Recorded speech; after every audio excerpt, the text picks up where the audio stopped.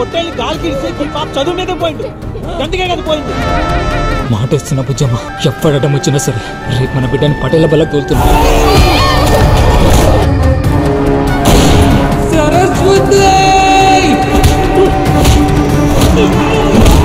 దాంట్లో మన బిడ్డ అడుగు పెట్టినా సరే అది మీద మనం గెలిచినట్టే గంగా. ఊరోళ్ళంతా ఒక్కటైనరు, ఈ పెళ్లి జరగనేనంటుండ్రు. ఈ లగ్గం జరిగేలా నేను చూస్తాను.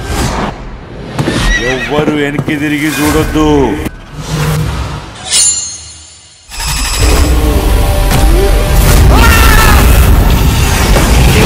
నీ భర్త చేసింది ధర్మయుద్ధమే అయితే నీ రాజ్యంలో ప్రజలకు ఏ ప్రాణహాని ఉండేది కాదు. చేసిన పాపకర్మలు మీ రాజ్యాన్ని ప్రజల్ని పట్టి పీడిస్తూనే ఉంటాయి.